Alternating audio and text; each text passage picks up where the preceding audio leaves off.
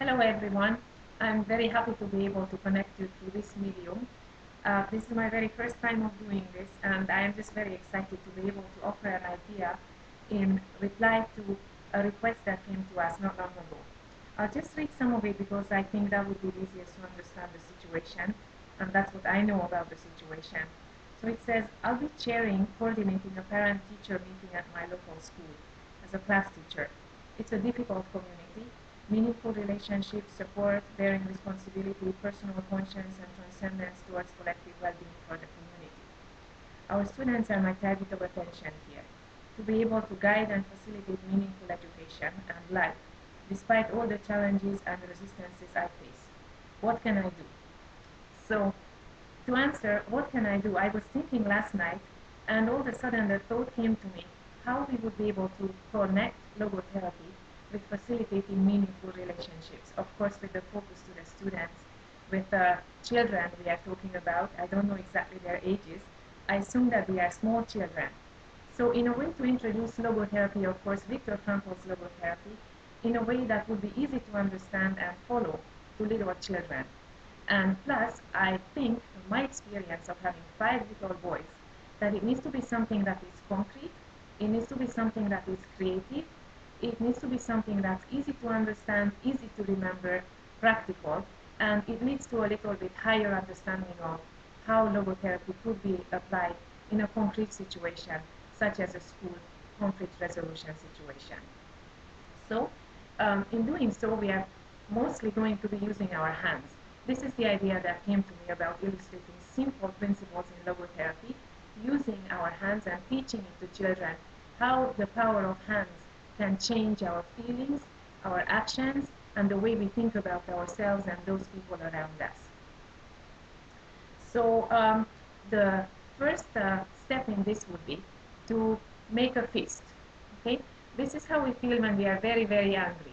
We start with the conflict. Make a fist as strongly as possible. What do you feel?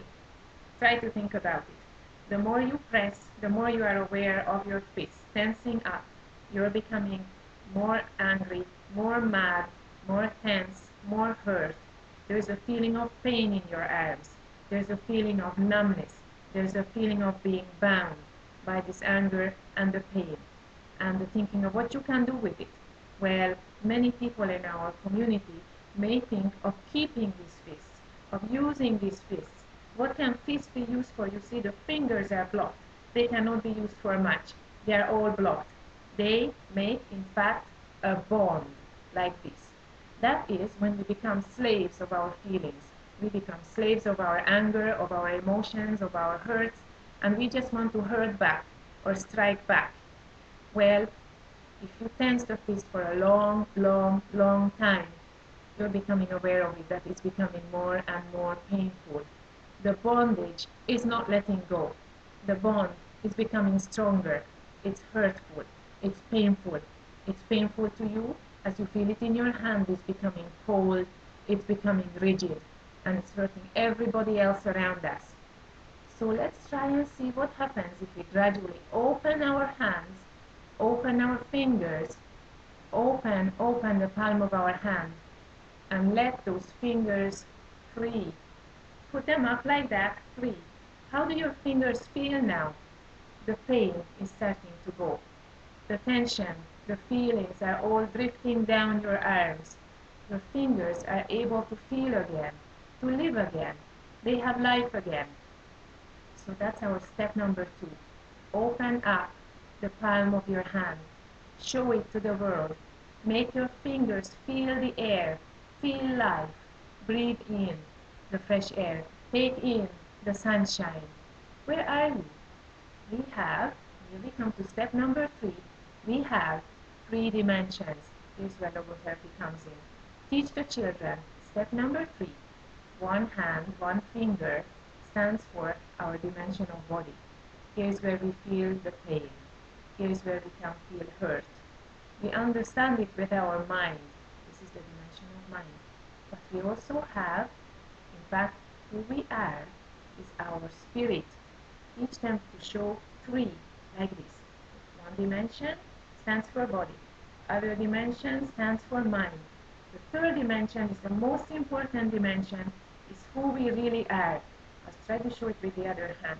You see, no matter which way you turn, rotate the three dimensions with your hand, spirit is who we are. That's what's the most important dimension, because in spirit we can take an attitude, take a stand, choose the attitude toward what's happening to our body, toward what we feel in our mind.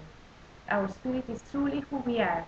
In our spirit, we can soar, rise above the pain, rise above the hurts, rise above the difficulties we are facing. And through our mind, we use our mind to think, what is the best option here? What are the choices? Which among these choices is most meaningful? Our spirit is ever living, is a healthy resource we have. In our spirit, we can become aware of our choices, of our freedom, of our true source of freedom. Because spirit is not something that's visible. Spirit is not something that can be contained. Spirit is not something that can be localized. Oh, it's here or there in our bodies. No, it's pointing toward up. Spirit is pointing toward something more to us than conflict, than pain. It's pointing toward what else is there in life. How in a meaningful way we can respond to all our pain and all our hurts. Now that we have freed our fingers, we can choose how we use our hands.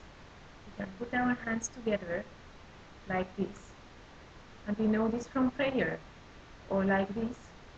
Or we can be creative with our hands. We can even do this.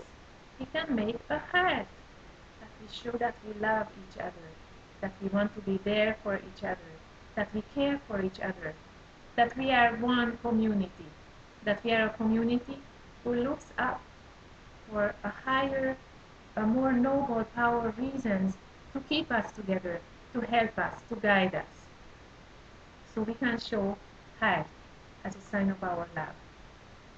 And then the last step is we can walk hand in hand. When our hands are free, we can walk hand in hand, help each other, guide each other.